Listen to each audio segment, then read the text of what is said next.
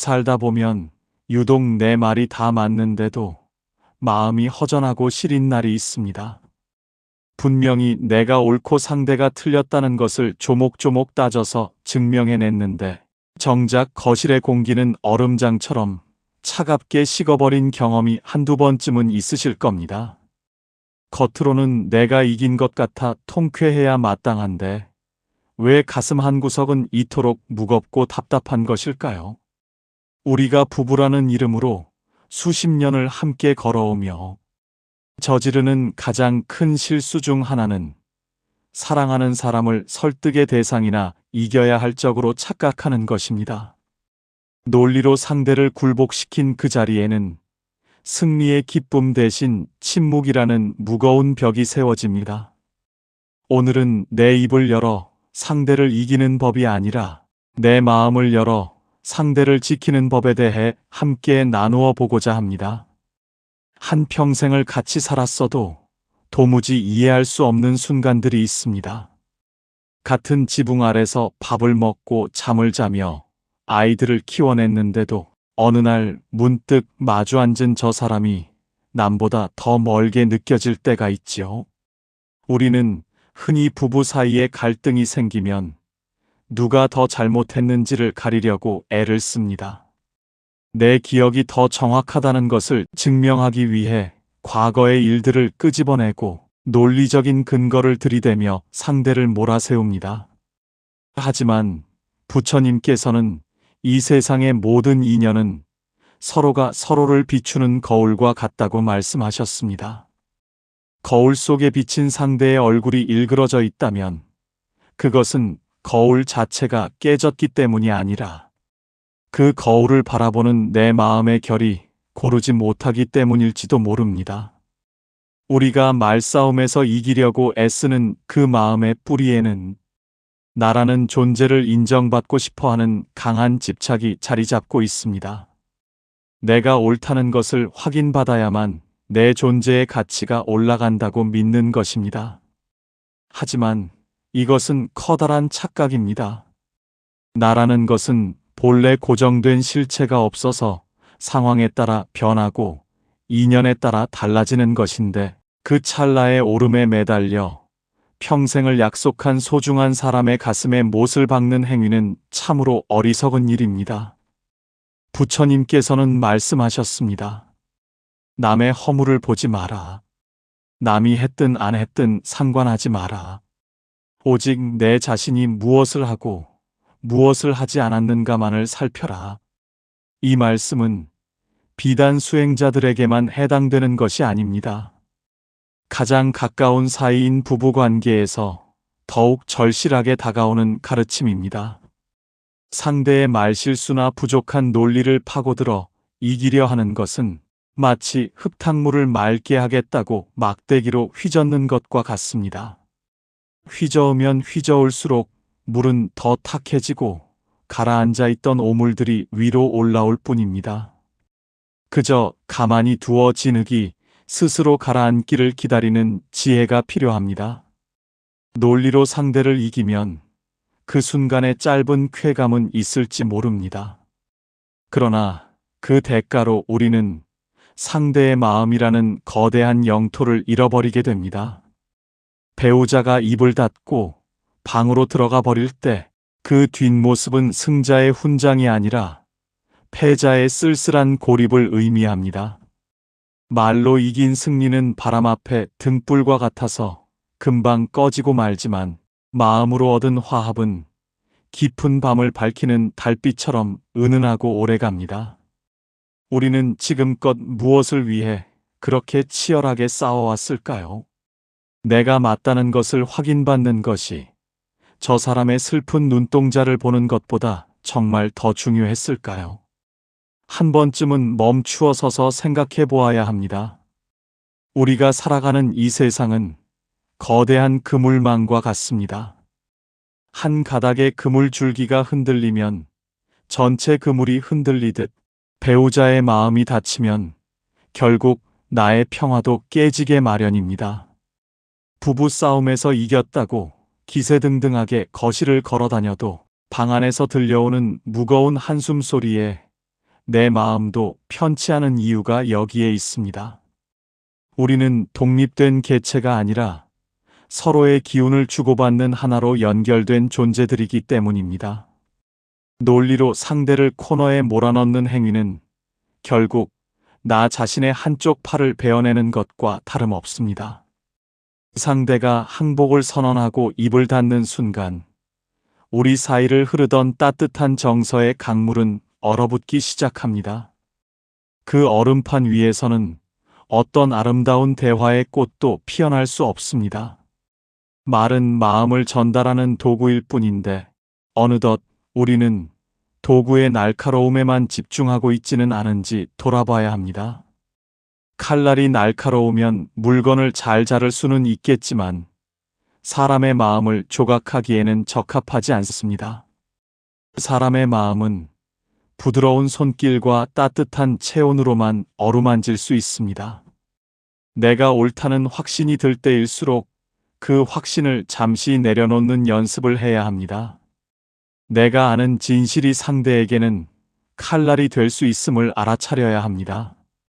부처님께서는 강물이 바다로 흘러가듯 우리네 인생도 결국은 하나의 바다에서 만난다고 하셨습니다.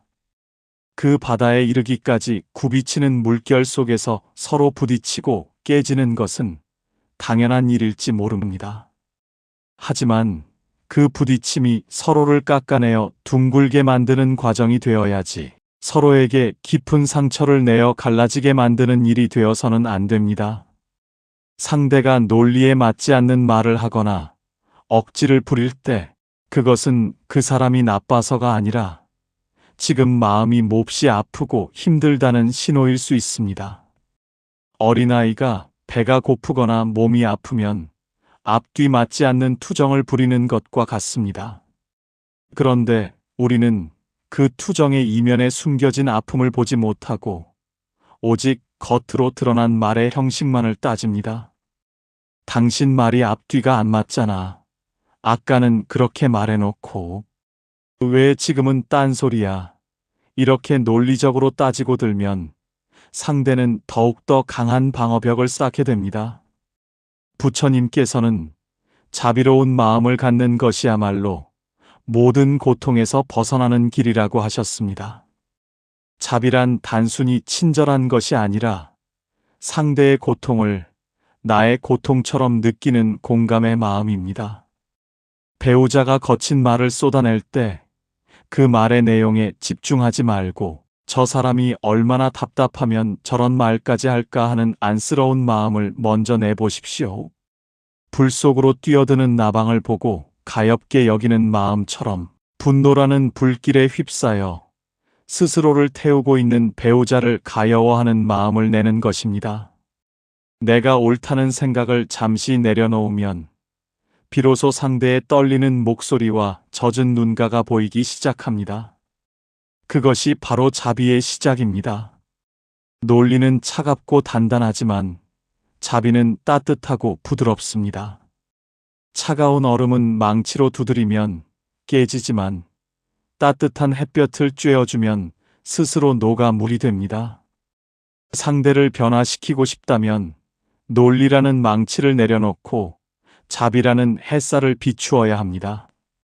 내가 100번 옳아도 상대가 받아들일 준비가 되어 있지 않다면 그 옳음은 독이 됩니다. 부처님께서는 때에 맞는 말을 하라고 가르치셨습니다. 진실이라 하더라도 상대에게 상처를 주거나 도움이 되지 않는다면 침묵하는 것이 낫다는 뜻입니다. 우리가 부부 싸움에서 흔히 저지르는 실수는 내가 옳기 때문에 지금 당장 이 말을 해야겠다고 고집하는 것입니다. 하지만 진정한 지혜는 내가 옳다는 것을 아는 것에 그치지 않고 그 옳음을 언제 어떻게 전해야 상대의 마음을 다치지 않게 할지를 고민하는 데 있습니다.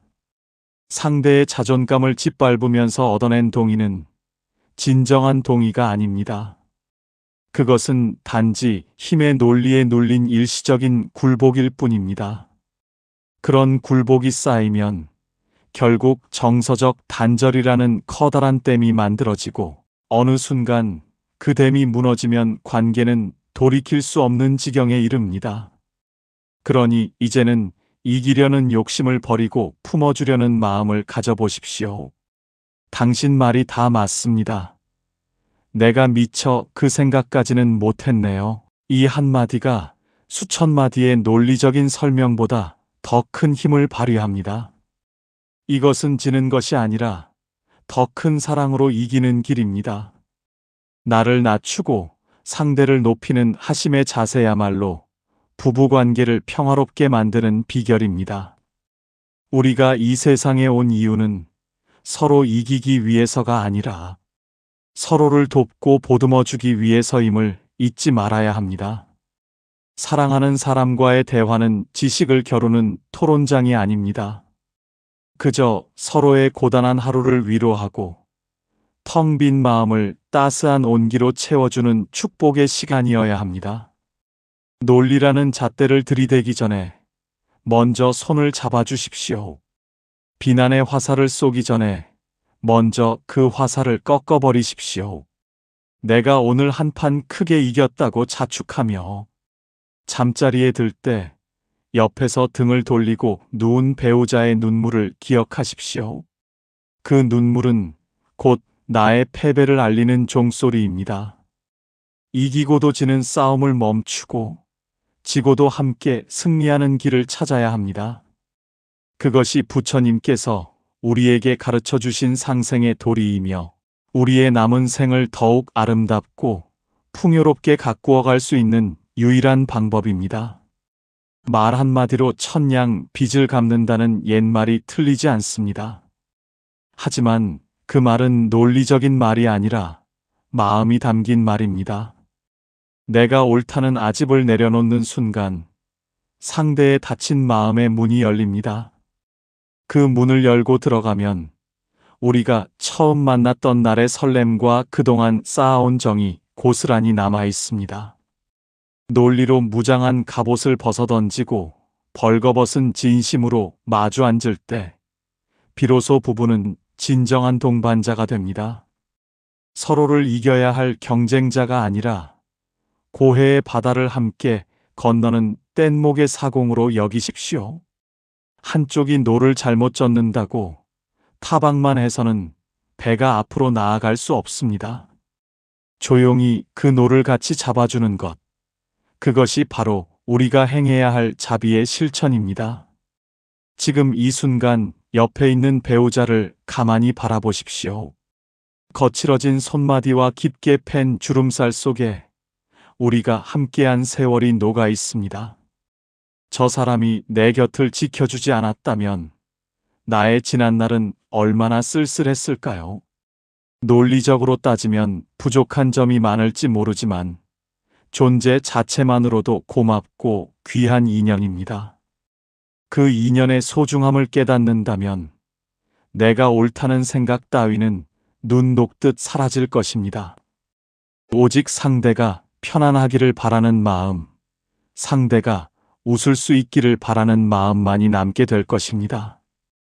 이것이 부처님의 가르침을 생활 속에서 실천하는 가장 빠른 길입니다. 우리가 싸움에서 이기려 할 때마다 마음속에서 크게 외치는 소리가 있습니다. 바로 나라는 존재의 목소리입니다. 내가 얼마나 고생했는지 아느냐고, 내가 얼마나 똑똑한지 보라고, 내 말이 틀린 적이 있느냐고 스스로를 내세우는 마음입니다. 부처님께서는 이러한 마음을 가리켜 나라는 집착에서 벗어나지 못한 어리석음이라 하셨습니다. 나라고 할 만한 고정된 실체가 없음을 깨닫는 무아의 가르침은 부부 사이의 갈등을 해결하는 가장 근본적인 열쇠가 됩니다. 내가 옳다는 생각도 결국은 찰나에 머물다 사라지는 구름과 같은 것인데 그 구름을 나 자신이라고 착각하니 그것을 지키기 위해 칼을 휘두르게 되는 것입니다. 한번 생각해 보십시오. 30년 전의 나와 지금의 내가 같습니까? 어제의 생각과 오늘의 생각이 또 다릅니다. 이처럼 늘 변하는 것이 우리네 마음인데 무엇이 절대적으로 옳다고 주장할 수 있겠습니까? 내가 옳다고 믿었던 것들이 시간이 지나면 틀린 것으로 밝혀지기도 하고, 상대가 틀렸다고 비난했던 일이 나중에 보니 그럴 만한 사정이 있었음을 알게 되기도 합니다. 이처럼 모든 것은 인연에 따라 잠시 나타났다 사라지는 현상일 뿐입니다. 내가 옳다는 생각을 내려놓는 것은 내가 없어지는 것이 아니라 오히려 좁은 감옥에서 벗어나 넓은 바다로 나가는 일입니다. 상대를 이기려는 마음이 올라올 때마다 마음속으로 가만히 읊조려 보십시오. 나라고 할 것이 없는데 무엇을 이기려 하는가? 이 한 구절이 불길처럼 타오르던 분노를 잠재우는 시원한 감로수가 되어줄 것입니다. 내가 없으면 상대도 없습니다. 상대가 없으면 싸움도 성립되지 않습니다. 오직 서로가 서로를 의지하며 존재하는 연기적인 관계만이 남을 뿐입니다. 내가 상대를 이겨서 굴복시키면 그 굴복한 상대와 살아야 하는 나 또한 패배자의 배우자가 되는 것입니다. 반대로 내가 상대를 존중하고 높여주면 나는 귀한 사람의 배우자가 됩니다. 이 단순하고도 명확한 진리를 우리는 자존심이라는 가짜 주인에게 속아 잊고 삽니다. 진정한 승자는 총칼이나 날카로운 혀로 상대를 제압하는 사람이 아닙니다. 자기 마음 속에 일어나는 이기려는 욕망을 다스릴 줄 아는 사람입니다. 부처님께서는 100만 대군을 이기는 것보다 자기 자신을 이기는 것이 진정한 승리라고 말씀하셨습니다. 여기서 자신을 이긴다는 것은 바로 내가 옳다는 아집을 꺾는 것을 의미합니다. 배우자가 억울한 소리를 해도 허허 웃으며 넘길 수 있는 여유, 내 잘못이 아닌데도 먼저 미안하다고 말할 수 있는 용기, 이것이야말로 무아의 도리를 실천하는 성자의 모습입니다. 이러한 하심의 자세는 상대의 마음을 녹이는 가장 강력한 무기가 됩니다. 우리가 나이를 먹는다는 것은 단순히 숫자가 늘어나는 것이 아니라 마음의 그릇이 넓어지는 과정이어야 합니다. 젊은 시절에는 피 끓는 자존심에 한치도 물러서지 않고 싸웠을지라도 이제는 모든 것이 덧없음을 아는 나이가 되지 않았습니까? 한때의 승리가 가져다주는 허망함을 이미 수없이 겪어오셨을 겁니다. 이제는 이기는 대화가 아니라 살리는 대화를 해야 합니다. 내 논리가 상대를 죽이고 있지는 않은지, 내 정확한 기억이 상대의 길을 꺾고 있지는 않은지 살펴야 합니다. 텅 빈 마음으로 상대를 대할 때 비로소 상대의 진심이 보이고 우리 사이를 가로막았던 보이지 않는 벽이 허물어집니다. 관계의 회복은 단 한 번의 깨달음으로 완성되지 않습니다. 마치 매일 마당을 쓸지 않으면 낙엽이 쌓이듯 우리 마음도 매일 닦지 않으면 금세 아집과 분노의 먼지가 내려앉습니다. 논리로 이기려는 습관은 수십 년간 몸에 밴 강력한 업력과 같아서 조금만 방심하면 나도 모르게 날카로운 말이 튀어나오게 됩니다. 그래서 부처님께서는 끊임없이 수행하고 정진하라고 강조하셨습니다. 부부관계 또한 하나의 깊은 수행처입니다. 세상에서 가장 가깝고도 먼 사람인 배우자를 통해 나의 바닥을 확인하고 그 바닥에서 다시 자비의 꽃을 피워내는 과정이기 때문입니다. 오늘부터 작은 연습을 시작해 보십시오. 대화 중에 내가 옳다는 생각이 고개를 들 때 일단 입술을 지그시 깨물고 3번만 숨을 크게 들이마시고 내뱉으십시오. 그 잠깐의 멈춤이 재앙과도 같은 정서적 단절을 막아줍니다. 그리고 상대의 말이 끝날 때까지 온 마음으로 들어주십시오. 설령 그 말이 사실과 다르고 논리에 어긋나더라도 그 말이 품고 있는 외로움과 서운함을 먼저 읽어내십시오. 당신 마음이 그랬군요. 정말 힘들었겠네요. 이 짧은 공감의 한마디가 100마디의 정연한 논리보다 더 깊이 상대의 영혼을 어루만집니다. 말은 씨앗과 같습니다. 비난과 논리의 씨앗을 심으면 미움과 단절의 열매가 맺히고, 이해와 수용의 씨앗을 심으면 사랑과 화합의 열매가 맺힙니다. 우리가 뿌린 대로 거두는 것이 자연의 섭리이듯 부부관계도 우리가 내뱉은 말의 결에 따라 그 모양이 결정됩니다. 이미 늦었다고 생각하지 마십시오. 지금 이 순간 마음을 돌이키는 것이 바로 가장 빠른 때입니다. 수십 년간 켜켜이 쌓인 오해의 벽도 진심 어린 사과 한마디, 따뜻한 눈빛 한 번에 무너질 수 있습니다. 그것이 바로 마음이 가진 불가사의한 힘입니다. 부처님께서는 말씀하셨습니다. 과거에 매달리지 말고 미래를 바라고 살지도 마라. 오직 현재의 한 생각에 집중하라.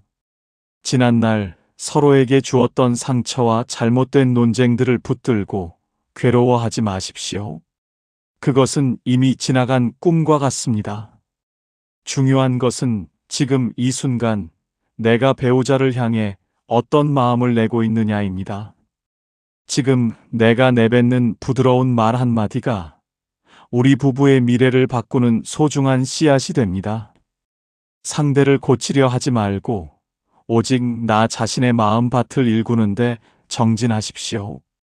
내가 맑아지면 주변도 저절로 맑아지고, 내가 평화로우면 내 곁에 있는 사람도 평화의 기운에 젖어들게 됩니다.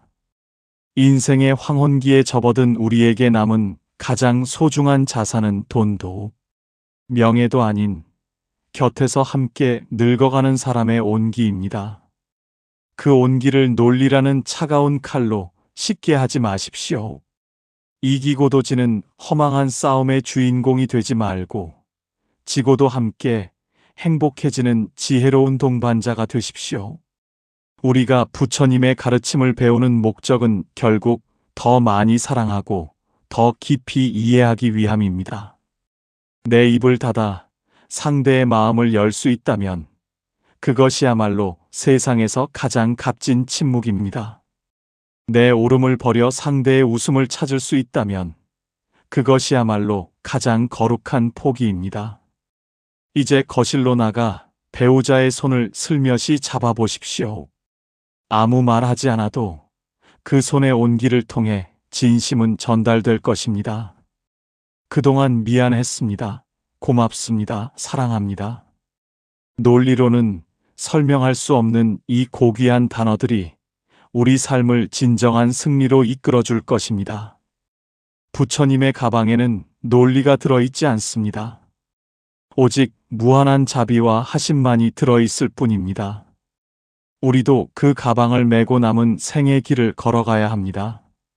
서로의 부족함을 탓하기보다 그 부족함을 나의 채움으로 메워주는 넉넉한 마음으로 살아갑시다. 길가에 핀 이름 없는 풀꽃도 서로 어우러져 피어날 때 가장 아름답습니다. 하물며 만겁의 인연으로 만난 부부야 더 말할 나위가 있겠습니까? 서로를 향한 날 선 비판을 거두고 따스한 격려의 햇살을 나누어 주십시오. 비바람치는 세상 속에서 서로가 서로에게 유일한 안식처가 되어 주어야 합니다. 논리는 우리를 똑똑하게 만들지 모르지만 사랑은 우리를 거룩하게 만듭니다. 우리는 똑똑한 구두쇠보다 넉넉한 바보가 되어 서로를 품어야 합니다. 그것이 부처님께서 보여주신 대자대비의 길이며 우리가 도달해야 할 진정한 삶의 경지입니다. 오늘 나눈 말씀이 여러분의 가정에 작은 평화의 씨앗이 되기를 간절히 발언합니다. 내가 옳다는 고집을 내려놓는 순간 여러분의 집안에는 부처님의 미소가 가득 찰 것입니다. 상대의 서툰 말 속에 숨겨진 사랑을 발견하는 해안을 가지시길 바랍니다. 이기고도 지는 싸움은 오늘로 끝내십시오. 이제는 지고도 이기는, 그래서 둘 다 행복해지는 연꽃 같은 삶을 사시기를 두 손 모아 기도합니다. 여러분의 남은 여정이 따뜻한 말, 한마디와 깊은 공감으로 가득 차서 매일매일이 극락정토와 같기를 축원합니다. 우리가 함께 걷는 이 길은 결코 외롭지 않습니다. 부처님의 가르침이 등불이 되어 우리 앞길을 비추고 있고 같은 뜻을 가진 도반들이 곁에 있기 때문입니다. 부부라는 인연을 통해 나를 닦고 세상을 맑게 하는 진정한 수행자의 길을 걸어가십시오. 말의 승리가 아닌 마음의 화합을 이루는 그날까지 우리의 정진은 멈추지 않을 것입니다. 깊은 밤이 지나면 반드시 밝은 아침이 오듯 갈등의 터널을 지나면 화해의 광장이 나타납니다. 그 광장에서 서로를 안아주는 아름다운 뒷모습을 기대하며 오늘의 이야기를 마칩니다. 오늘 하루도 마음속에 자비의 등불을 켜고 곁에 있는 소중한 인연과 따뜻한 차 한 잔 나누는 평온한 시간 되시기를 바랍니다. 여러분의 가정에 부처님의 가호가 늘 함께 하시길 두 손 모아 기원합니다.